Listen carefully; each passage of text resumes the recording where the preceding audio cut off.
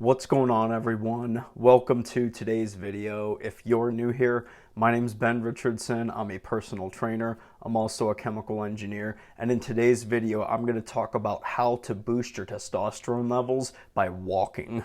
If you're new here, I want you to go ahead and subscribe to my channel because I'm going to teach you how to live a healthy, sustainable life so that you can boost your testosterone levels through nutrition and training and feel like a beast. So if you haven't already, make sure you subscribe and turn the notification bells on too so that you don't miss out on any of my latest videos. Now make sure you stick around for the whole video because when you use all of the tips and you understand everything in this video and you implement everything, you're going to get the best and the fastest results. Let's dive in. So walking, in my opinion, is definitely one of the most underrated forms of cardio that you can do.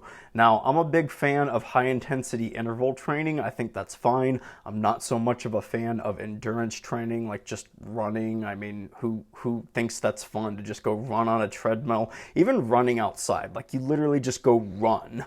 But high intensity interval training, I'm a bigger fan of because you're at least kind of introducing a little bit of variability, and that makes it a little bit more fun and enjoyable just to kind of mix it up a little bit. But out of all the forms of cardio that you can do, walking is definitely the most underrated. Some people don't even consider walking cardio, but here's the thing about walking. Walking has been used as the standard of military fitness for literally thousands of years. So if it has worked throughout the generations for militaries of the past, it can work for you too as a standard of fitness. Walking is also another excellent way to increase more blood flow circulation throughout your body.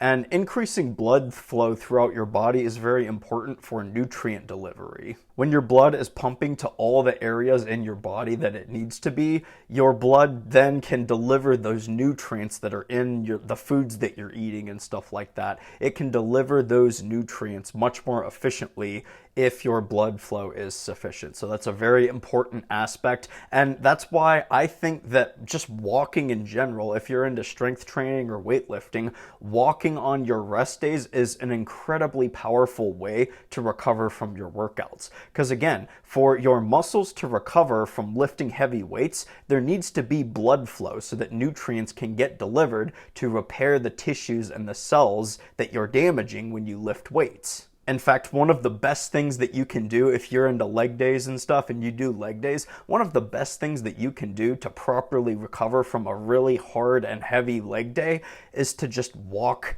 after you do the leg day, because you're going to increase the blood flow throughout your system and the blood is going to pump more to your legs and more nutrients are going to be delivered and your muscles can recover and heal faster. Now, the majority of your testosterone is in your nutsack, but there is also testosterone floating around in your system, in your bloodstream. And if you're increasing the amount of blood flow throughout your body, you are also increasing how much testosterone can bind to receptor sites. Another great thing about walking is that you can burn a few hundred calories every single day if you get anywhere in the ballpark of 8 to 12,000 steps per day. Usually the recommended value is 10,000 steps. You hear that all the time. That's a pretty good general recommendation, but you can burn a few hundred calories every single day just by going for some kind of daily walk or just increasing the amount of movement that you get in by walking every single day.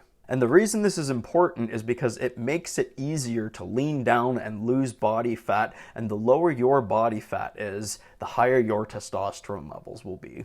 If you want to think of body fat as estrogenic, you can, because really and truly think about what happens to your body as you get fatter. It becomes more feminine looking. I mean, your stomach starts to get more round and your hips start to widen and stuff. That's more of a feminine figure that you're taking on. A masculine figure is more of that V-shaped look. That's what the bodybuilders call it a lot. The V-tapper or whatever you want to refer to it as. That is a more masculine look. And you achieve that more masculine look by lowering your overall body fat percentage. And unfortunately, one of the last areas in your body to lose body fat is probably your midsection and your stomach. But that really and truly is how you achieve that kind of V-tapper look. So you got to lower your overall body fat, and walking anywhere between 8,000 to 12,000 steps per day can really accelerate your fat loss. Now, if you really want to get the absolute most out of walking, I highly recommend that you take walks outside,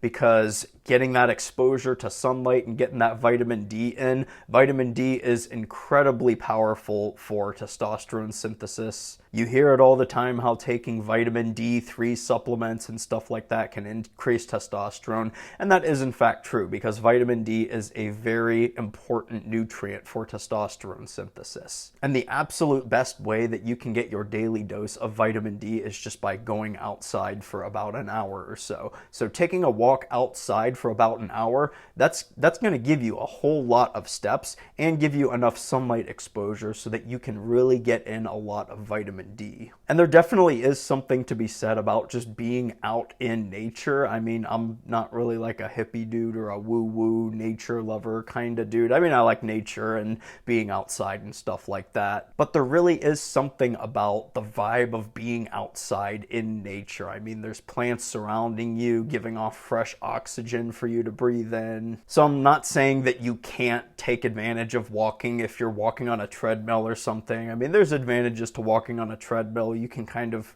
control the incline and the speed at which you're walking and stuff. There are benefits to doing that too, but there really is nothing like a good old-fashioned walk outside. You know, go walk your dog or something, go on a walk with a loved one or your girlfriend or something like that, whatever. But I do think it is worth noting that getting outside and being out in nature is really going to optimize the benefits of you going for daily walks. So there you have it. To pretty much summarize, I mean, try to get about 10,000 steps in per day. It doesn't really matter when in the day you get them in. Maybe you go on 4 little 15-minute walks or something like that. Maybe you go on one super long hour and a half walk or something like that. Anything that has to do with you getting off your butt and getting out of your chair and walking around, getting some movement in, getting your blood pumping throughout your system a little bit more, that is going to tremendously aid in testosterone synthesis,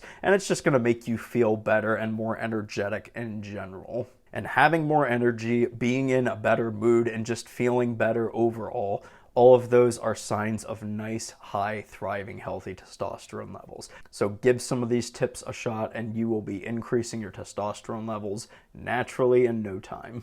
If you like this video, don't forget to give it a thumbs up. And again, if you're new here, go ahead and subscribe to my channel, because I'm going to be dropping videos like this every week with training tips, nutrition tips, and a few lifestyle tips on how to naturally increase your testosterone levels. By no means am I perfect, and by no means am I a know-it-all or anything, and by no means do I have the highest testosterone levels of any dude out there. But I'm here to share what has worked well for me. I mean, I used to be a chunky dude back in the day, and this is, you know, what I look like now. So I'm just here to share my knowledge with you guys. As always, feel free to let me know what you think about the video down in the comments below. I love engaging with you guys and hearing what you think. If you made it to the end of the video, thanks a lot for watching. Take care, everyone, and I'll see you in the next video.